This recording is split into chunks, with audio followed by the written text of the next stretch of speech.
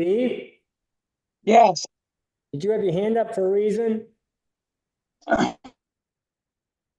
No, when the meeting starts, yes. Okay, thank you.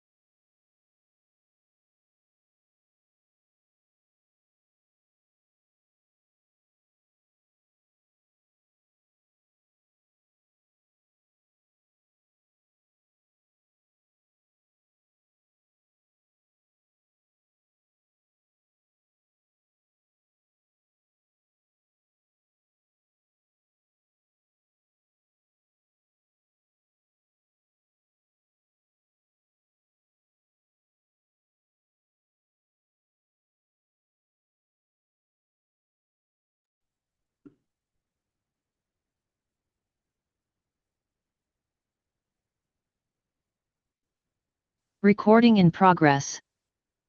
Okay, I'm going to call the meeting to order. And Steve, I do see that you have your hand up, but we'll get to you. And I'll explain in a second. Before we get started, though, if I could ask everyone to rise and face the flag, please. Recite the pledge. I pledge allegiance to the flag of the United States of America, to the republic which stands one nation under God, indivisible, with liberty and justice for all. Thank you for that. Normally, I would open it up for public comments right now, but because of the way that the meeting is structured, we need to reorganize the select board, which is the election of officers prior to conducting any business. So at this point, I will call for Should I do that? you could do that. And I haven't been replaced yet, but yeah, why don't you do that? All right, we're opening it up for nominations for chair. Make a motion to nominate Ivan Beatty for chair. A second? Second. Any other nominations? All those in favor? Aye. Aye. Opposed? All right, Ivan. I'm an Now aye. you can go. You're not opposing yourself. So now, is it my meeting now, Scott? Now your meeting. Okay. You need to get the other officers. You need to elect a vice chair, a clerk at this point, and You can do that in one. in one motion. Okay, I'd like to make a motion if I can. okay. I'd like to nominate Heidi Chamberlain as vice chair and Jonathan West as clerk. I'll second. Can I second that? You can, sure. Are there any other nominations? Hearing none, all in favor of that slate of officers, say aye. Aye. Aye. That leaves nobody opposed, and congratulations. Thank you. On your new position, and welcome to the, And and then this goes in your direction. And then, should we talk about, while we're talking about this, what, the Greg and signing of all the things on Friday, so that, does that fall under this purview? It does, it does. So we can, now that you've closed that motion, we probably should do a separate motion for that. what is that called? The signing warrants, right? I don't think there's an actual name for the position. I think It's a select board member assigned to review and approve AP and payroll warrants. I'd like to nominate Lori Cole or Lori Coons for Whatever in here. the signing of the warrants. Do we want to do an alternate too? Yes. I'll continue doing the alternate. And Jonathan West is an alternate. Okay, the motion, That'd be great. is there a second? Second. Anybody can, and the motion is for Lori Coons as the signator and Jonathan West is an alternate. All in favor, say aye. Aye. Aye, and that is carried. Are there any other appointments that we need to make at this time, Scott? Sir. Now, I will open it up and for public comments. We should do the rules, though. Well, if you want to do that. You wanna do the- Public comments, you can. You want to do it then? Yeah, let's go to public comments now. Okay. And Steve has has his his hand up since before the meeting. Right, Steve?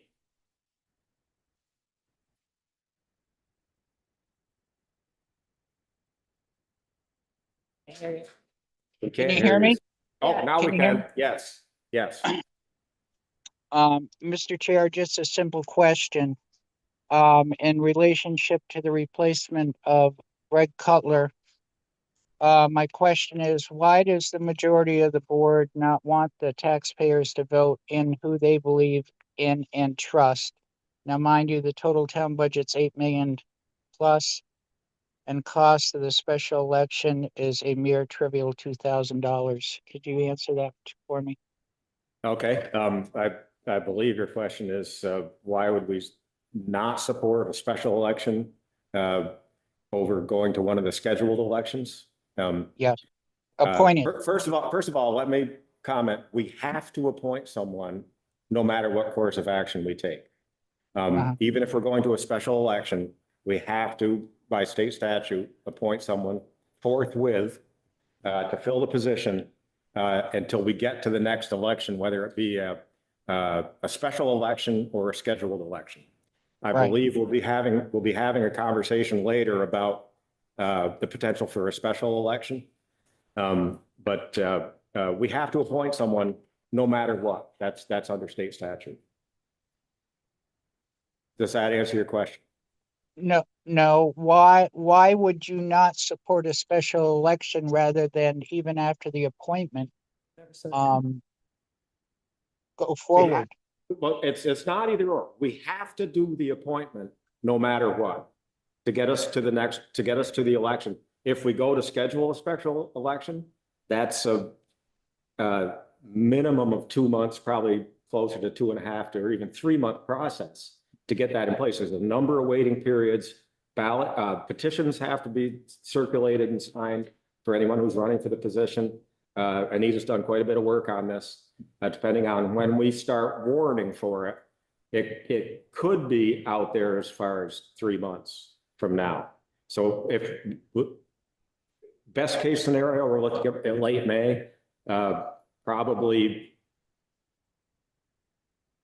in the most likely scenario, we're looking at sometime in June when we could get a special election scheduled. There's waiting periods, there's warning periods. You have to give people time to circulate petitions. Those petitions have to come in by a deadline. They have to be reviewed. So there's, and I believe we're gonna have a conversation probably under this agenda item. That our hand might even be forced as to whether or not we have a special election. There's a procedure by which the voters can request a special election by petition. And I believe we're going to hear something about that tonight. I may or may not be correct, but Ivan, can you choose to appoint somebody, and then can the board choose to call a special election without yes, petition? if we decide to go to a special election, we still have to appoint somebody to fill the position until we Right, get right. to that No, I election. understand. So, Yeah, I so, understand. so the one thing that we know that we have to do is appoint somebody Mhm. as soon as we can, and we have a schedule in place to do that. Mhm. And in the meantime, we'll be getting to the point where we know if we're going to be having a special election or if we're going to try to go to a scheduled election. And by doing that, I mean, it could be in August at the primary election. It could be in November at the regular election in November, or it could be at town meeting in next March. That decision has not been made yet. So it could be a special election, which would be in June, most likely, Okay. or August, or November, or March. That decision hasn't been made yet. But the one thing that Okay. we know that we have to do is appoint someone now, and we're in that process right now. Okay, I just wanted to clarify what your procedures were. Okay? Thank you. Public comments, anything else? Mike, yes.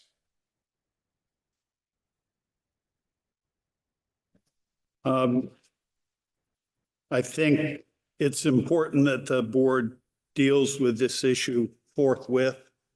You pardon the phrase. I suspect, like a lot of other people, I was quite surprised at the last meeting when you chose to follow a course of appointment until town meeting. And there's a range of vacancies that the board has to deal with. On the one hand, you might have someone resign a month before the town meeting that's coming up. On the other hand, you might have someone who resigns 2.5 days after the polls closed, which is the situation we had here. And so the length of the appointment can vary. We're dealing with the maximum here that you could ever deal with under the law. And it further surprised me, I guess it shouldn't, but that you would choose to have closed door interviews where you're going to make this choice. And I find that anti-democratic. I find it shocking, frankly, that it puts the board in a position of thinking or saying to the public, and this is what I've heard from people that I've talked to in the last week, of the board feeling that they're more qualified to pick someone than we, the voters, are. So Friday, I drafted a petition to call for a special election. As you're aware, under the statute, it takes 5% of the voters in order to do that. That's 185 out of 3,696. And so since Friday, I've collected over 100. I've had no one turn me down who I've approached. There's other people who I've given petitions to who are circulating them. I don't include that in the 100. But I think the people need to have a say when you're in a situation of the longest possible appointment that you could make. Now, I met with Scott and Anita yesterday, and we kind of game played out a few possible dates. I think May 18th was the earliest that it could be. And Anita, I thought, made a strong case for why it should not be on the primary day or the general election day. And it's the strongest case, I believe, is why it shouldn't be on the primary day. And that's because of all the elections we have, that's one that confuses people the most. You hand them 3 ballots and they're only supposed to be 1. And now everybody's going to get 3 plus another one. And you throw away 2. And did I throw away the right, and people are chronically shocked that they can't vote in both primaries or all 3 primaries and pick and choose who they want. So I think to mix in with that another local election that should be a straightforward thing is It's not not the best way to do it. There's also the fact that, as you mentioned, there are time limits involved here in getting the ballot printed, time for people to circulate petitions, then get the ballot printed, then send out absentees and have time for them to come back. And so with the dates we were playing with, May 18th gave plenty of time for all those things.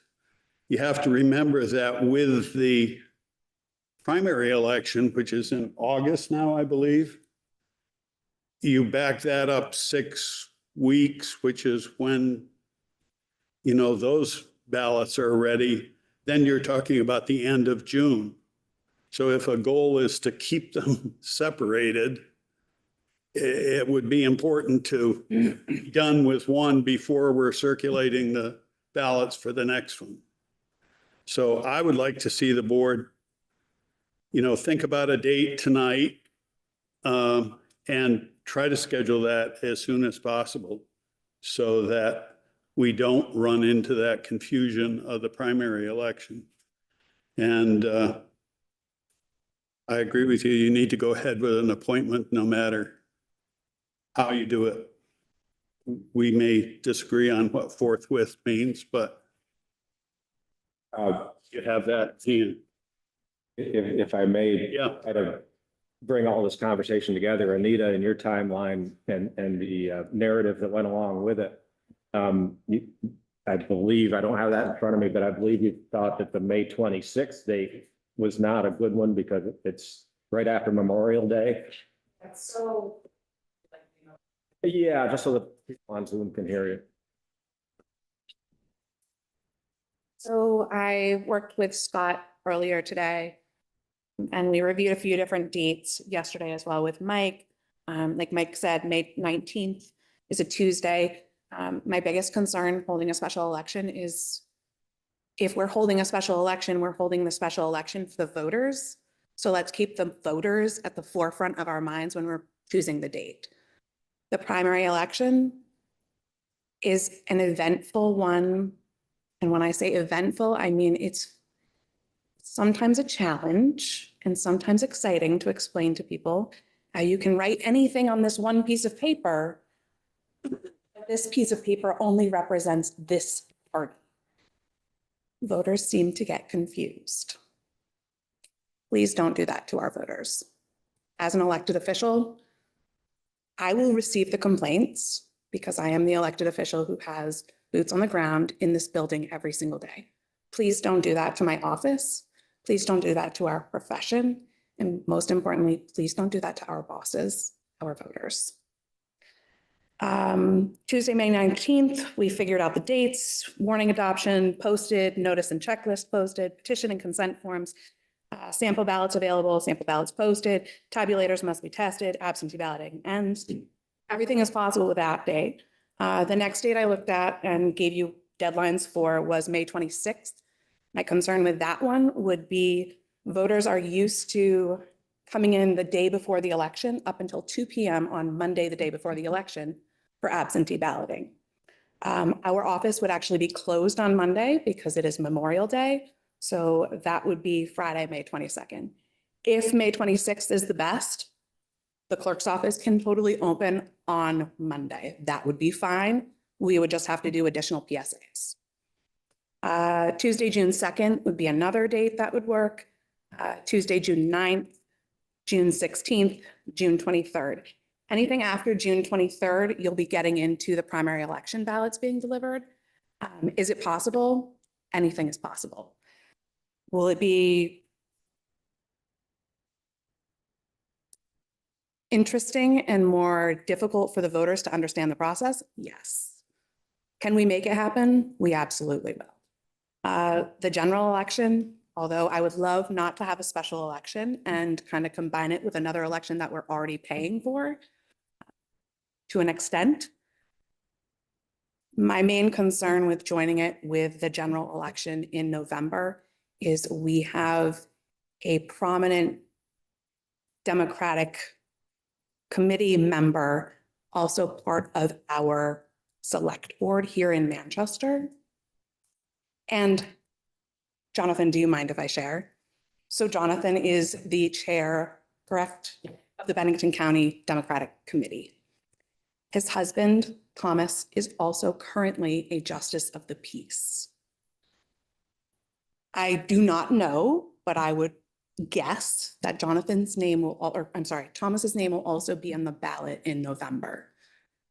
My concern in the political environment that we're in right now is why would we want to combine local politics that can get heated, as we've seen in the past 2 years in Manchester, Vermont, with an already heated election for different reasons. This will be a local issue, and we're combining it with state issues. If you want to do that as a board, that is totally fine. I welcome each and every one of you to come at the end of the night and help us count. It would be great help to have 4 additional members. Unfortunately, Jonathan, you would be out if Thomas is on the ballot. But again, please think of your voters. Please think of where your voters' minds will be on the primary election and on the general election. Will they be focused on municipal government? Will they be interested in what's happening just in Manchester? Or are they going to be looking at the bigger statewide picture? Again, I don't want to have a special election, but at the same time, with the timeline that we have right now, it is going to put more work on the clerk's office. But I do think it might be in the best interest of us as a community to kind of think about keeping our local stuff local and our state elections just that, the state election, with the one exception of justices of the peace. Lori was part of write-ins this past election. She saw the silly amount of write-ins that we receive in Manchester. I promise you in November, we will have even more with the JP race. So just please understand that it does take time to count these votes. We're not counting them by hand, but we do have to look at everything. We do have to document the write-ins. And on election night in November, on November 3rd, my number one goal as the presiding officer in the town of Manchester, Vermont, will be to report my results to the state of Vermont so they can get their reporting completed. I appreciate all the work that you put into this and the thought that you put into it as well. And I was looking at your special election timeline opportunities that we have. And I was noticing that in every case. I did not change the warning, the post-it, or the notice. Well, You got me there. yeah, but I also noticed that the petition and consent forms could potentially be due before the warning was posted. Does that present any kind of a issue? Nope, because on the warning, the email that you should have received from me, it only has the races that will be on the ballot. It doesn't Yes, I saw. actually have the names, just like in the town meeting warning, you don't put the names on the warning. In the petitions that would need to be circulated and returned, you would provide those as you do for the regular election. So it's, they're all worded correctly. They're actually on the Secretary of State's website. They're on the clerk's web, or on the town's website. But I mean, is that this is to fill the remaining term that expires in March of 2027. That would be up to the constituent running for that office, but I will definitely make sure that that is very well advertised. Any petition that comes out of my office, it will be very clear that that is what needs to go on that line. We can even do a mock and post that mock on the website so people can. We would not put that verbiage on the petition or the consent form. That has to be filled out by the person that's running. Okay. I filled that out. I'd want to make sure that petitions that came in were valid and So it would be a 2-year of an unexpired 3-year seat for Greg's position. And then also for the trustee of public funds position, which is also a forthwith position that needs to be appointed. That position's been vacant since last year. I want to make sure that, and you'll do this, that we have the wording. Make it known what the wording should be in order for it to be a valid petition. Yep. And the mock ballot proof actually says that that one would be a 1 year of a 3-year position. I understand your concerns for both the primary and the general election. And I believe there's some foundation for that. And I think that leaves us for, as Mike pointed out, a special election or waiting what's potentially the maximum amount of time to get it on the town meeting. I would offer that the maximum amount of time would be if the resignation took place the day after petitions were to be handed in, because there'd be no way to get it on the ballot. That's what Rutland City did in their mayor's race. Is it really? Yeah. 3 days. Yeah. So They had a fun write-in. this is very close to the maximum within about a month.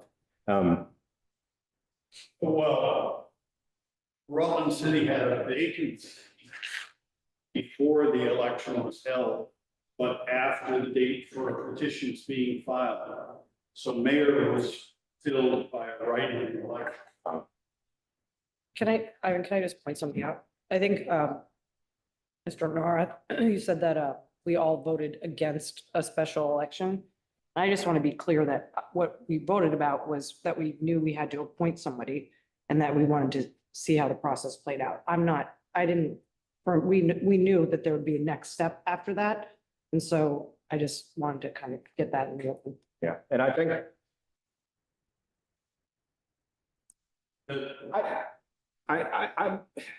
I think you're going to be able to get enough signatures on a petition to force the issue.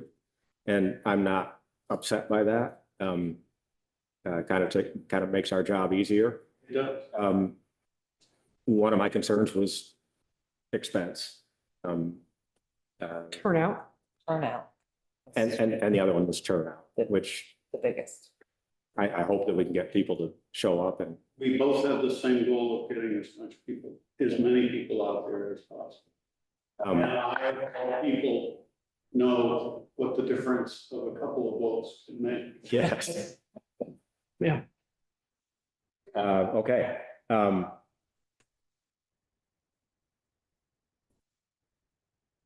I know you put a lot of time in this. You're telling me that the potential for Tuesday, May 19th is It'd quite, be a quick turnaround, quite good. That's but it can happen. quick turn. I've had conversations with LHS. They'll program our tabulator. They'll print 1,400 ballots. The only reason I'm estimating 1,400 ballots is because what's a good number? When we had a contested race here in Manchester 2 years ago, 2 candidates who are currently sitting on our board, they were calling voters. And needless to say, we ran out of ballots, which is not all clerks would probably agree with me, but that's an amazing thing to run out of ballots and be like, oh my gosh, we just ran out of all of the ballots. I remember that. 1,400 would make sure that we didn't, most likely. But yeah, it would definitely be on our shoulders as a community. And I don't think this should be a select board thing, and I don't think it should be a clerk thing. Like the community, if the community is interested in having a special election, dear community, dear Manchester peeps, please help us with PSAs and get this information out.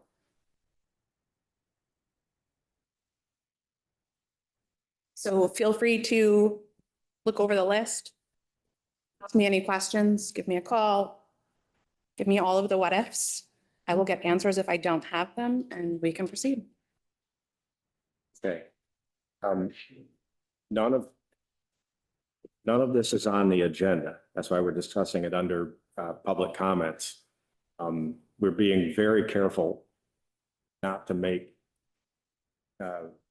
decisions, especially sweeping decisions, if it's not on the agenda, because there are people that would like to speak to it. I'm going to say, Mike, it would be most helpful if you can get your petition. I guarantee you they will be in by Monday. Okay. And based on that, and I agree with you that it's very likely that'll happen. We should probably try to get it on our next April 7th Skip a week. to deal with this. The April 7th meeting. Yeah. April 7th is also the meeting where we're appointing the person to fill the temporary. So Now, as Ms. Chamberlain pointed out, whether there's a petition or not does not preclude the board from making its own decision. And if you want to be sure that Anita has the most time possible, it would make sense to, you and I have very different circles of friends. yep, And I have, anyone who has discussed this with me say, why spend the money on a special election? Why don't we go to town meeting? well, There are those dichotomy of thoughts out there.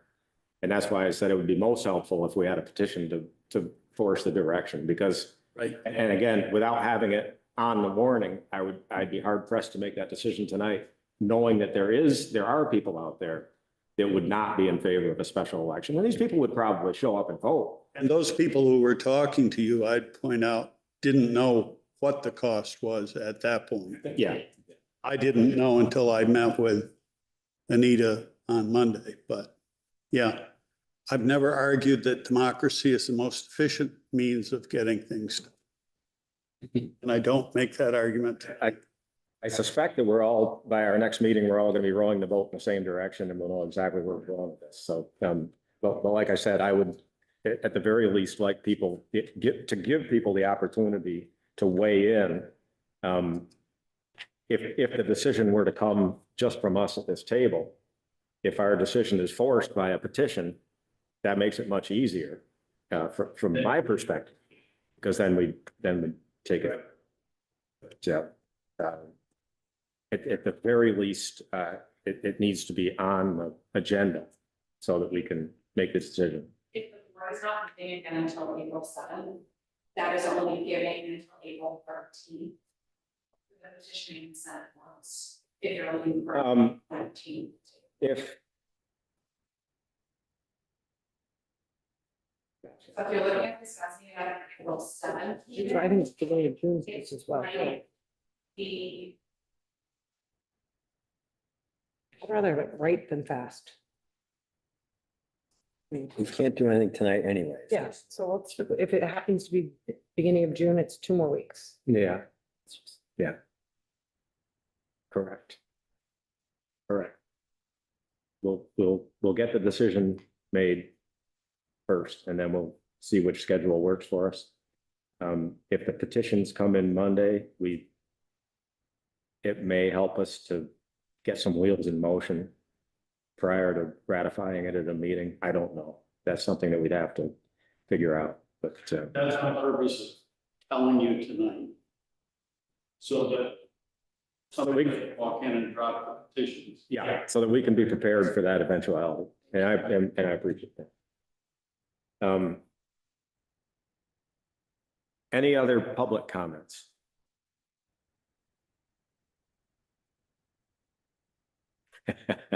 Everybody's good? No hands are up? Okay. We need to approve the select board meeting rules.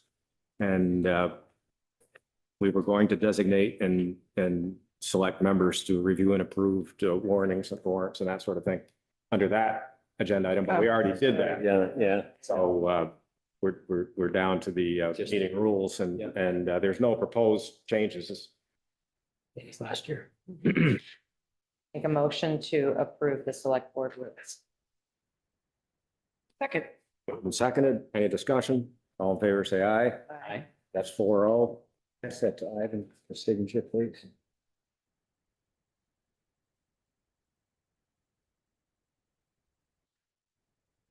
Now we need to approve the select board meeting minutes from February 17th and March 10th. I'd like to make a motion to approve the minutes from February 17th and March 10th. It's not seconding today. I did. Ivan. I'll second. I didn't look at the attendance at those meetings. Were we all there? Okay. Moved and seconded. All in favor, say aye. Aye. Again, that's 4-0. We have two vending license Actually, applications. one, yeah, Okay, one vending license yeah. application. So Nancy's carts, class one, and she's met all the criteria as she has in the past. And she submitted her application with the appropriate fee. And nothing's changed on her request.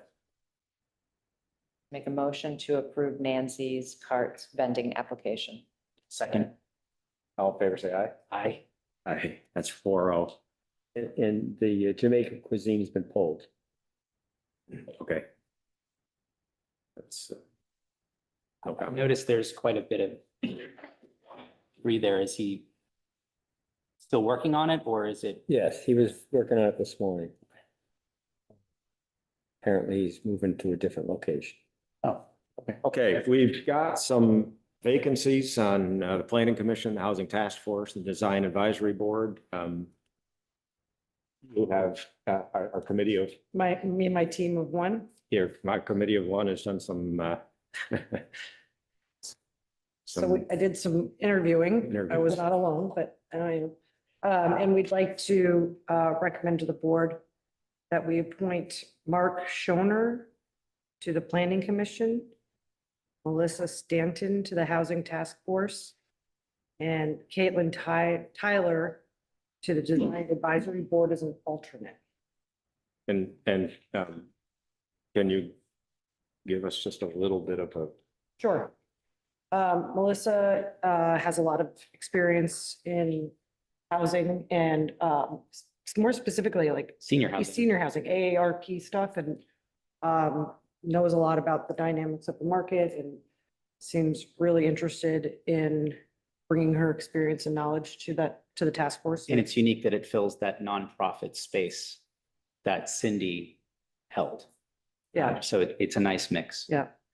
Caitlin, similar situation. She was on a similar board at Stratton and brings a lot of experience to, that would be really useful for the Design Advisory Board, as an alternate.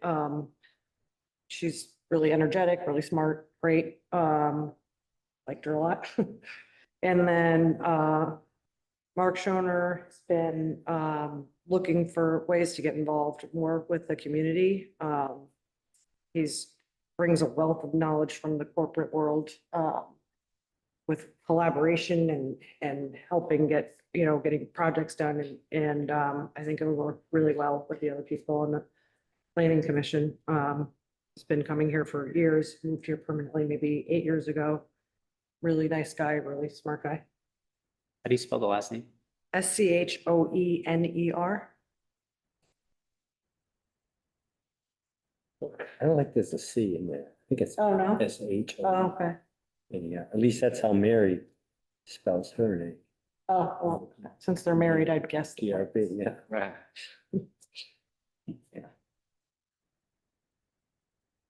So, yeah. okay? I'll second. Yeah. I know. Motion coming from Heidi. Oh, so I'd like to make a motion to sorry. appoint the following members to the Planning Commission, Housing Task Force, and as an alternate on the DAB. And I'll second that. Moved and seconded. Any discussion? All in favor, say aye. Aye. It's 4-0. Scott, I'm trying to keep this moving along for you.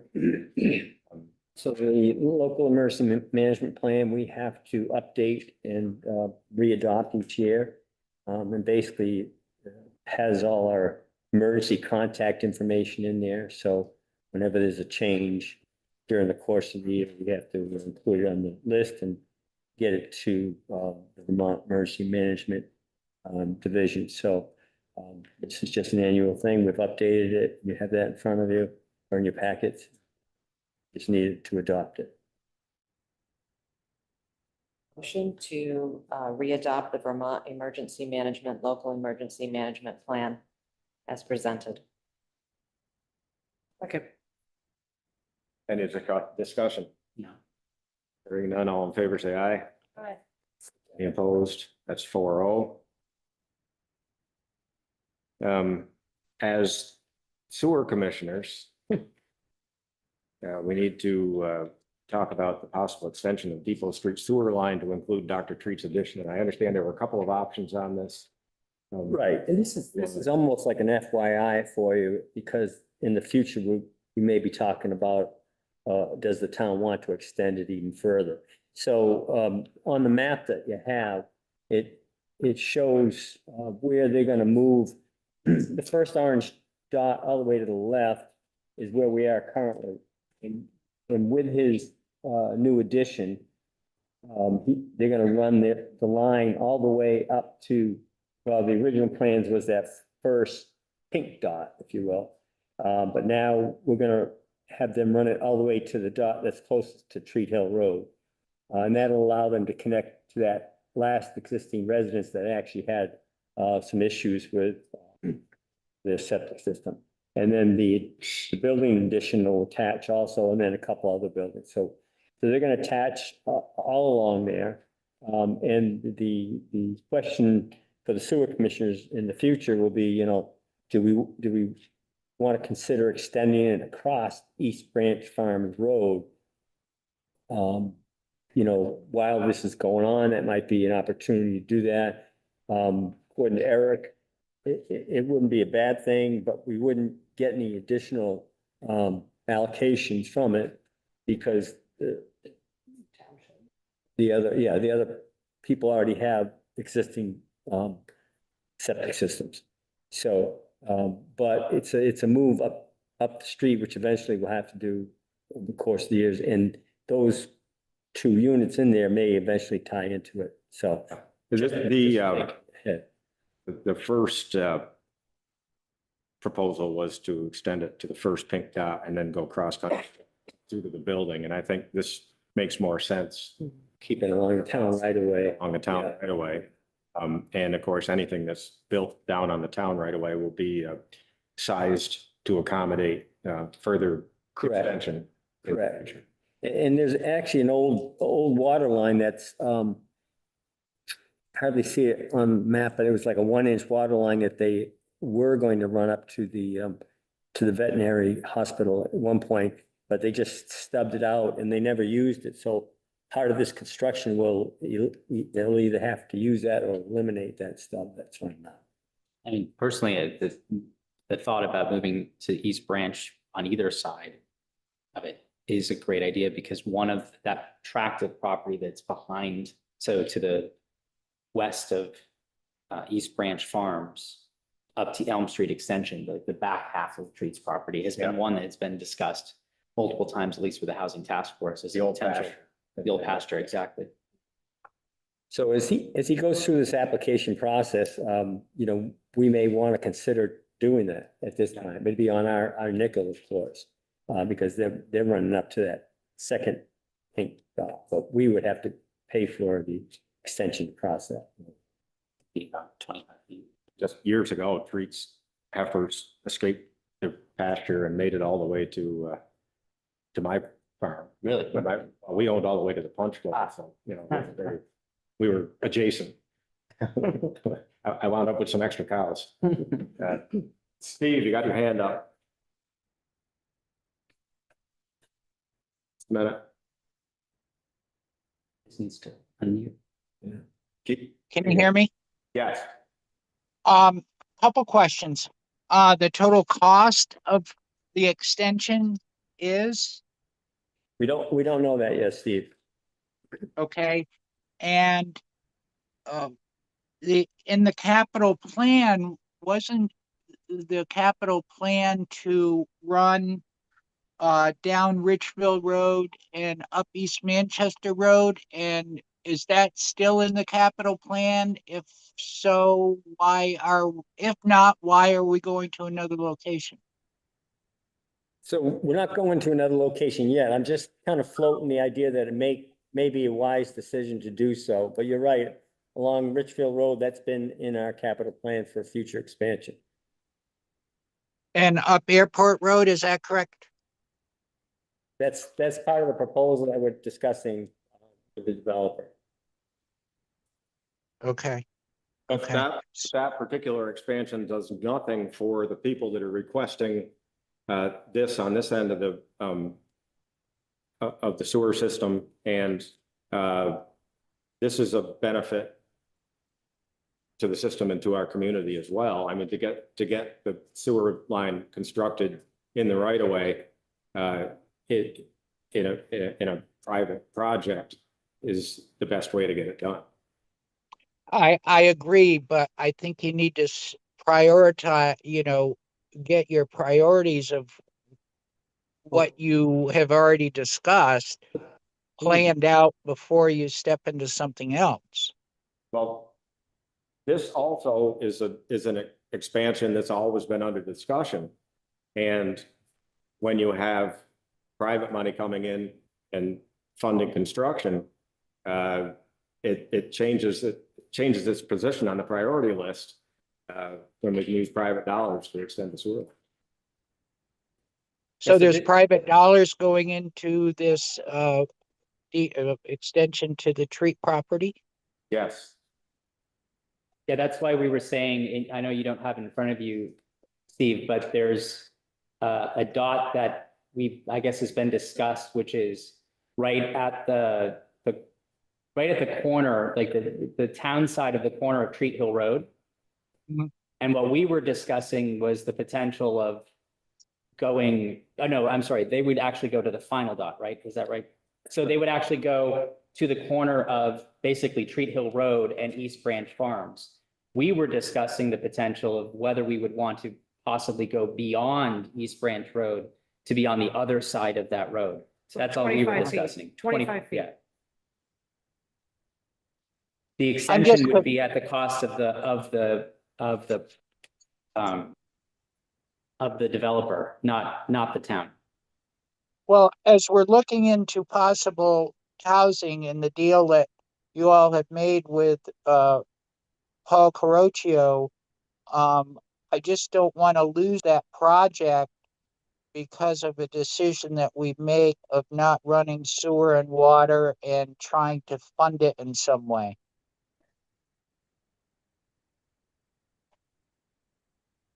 We're not, just to make it clear, we're not reallocating any of our funds to this particular project. This No, project I is, understand that. this project is being done to accommodate a private landowner that wants to be on the system. The initial plan was to run it to a point directly below the clinic and go and let it drop from the clinic crosslots down to that. And our proposal was to extend it out to Treat Hill Road or even the other side of Treat Hill Road, and then have them tie in at that point. And we would also, by doing that, be able to pull in other properties that already exist. And it would get our full-size sewer line to a point very close to where we could accommodate future expansion out that way. And Is it water and, Ivan, is it water and sewer? This is sewer that we're discussing here Just tonight. sewer, okay. Yeah, we don't have it. This board has absolutely nothing to do with water. By state statute, there is a separate water board and they control water. The water line already runs up past this. Yeah, Oh, it does, okay, there's actually a 12-inch main up there. okay, thank you. Any other questions on the Treat proposal? BD. It's nice to see a business Oh, that is so ingrained in our community expanding. yeah. That's amazing. Like baby boom all over again. Town manager updates. Just a couple quick ones. The town-owned land, there's a boundary line adjustment that has to be made for possible sale of that 7-acre piece. But when you get into executive session tonight, there'll be more information on how everything's tied in on that as far as the Act 250 goes. So I'll leave it at that for the moment. And then during the last meeting, there was some questions, maybe it was during annual town meeting. Yeah. Okay, so about tax exempt property. So I included in your packets the language for it. It's basically first go around, you can give them 10 years. They can ask for 10 years. And then every time thereafter, it's 5-year term. There was also a question about if if there's a tax exempt property that has tenants that's generating income like that. I was curious to hear your thoughts about that. Yeah, I don't know if they differentiate between generating income or not. I'll look into that to be sure, rather than give you the wrong So information. it kind of seems like if we're exempting them from paying their taxes, but then they're using it to make money, does that for other tenants that aren't tax exempt? Like renting some space or something like that. Yeah, Although, I mean, you could look at like the VFW, they have a hall rentals for like a wedding or something like that. I mean, if it maybe was a continuous use, like, I don't even want to explain, but like something that was repeatedly being done there. Yeah, there's tenants in buildings that are Yeah. asking for exemptions. yeah, I'll find out how it's broken down so you have more information. Oh, here's David Nunn, question. There he is. Is he asking a question? Yes, then, Do we hear him? Dave, you have a question? Sure.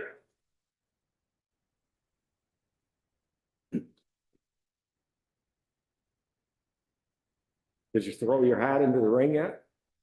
I don't have a hat. It's over there. Need a hat.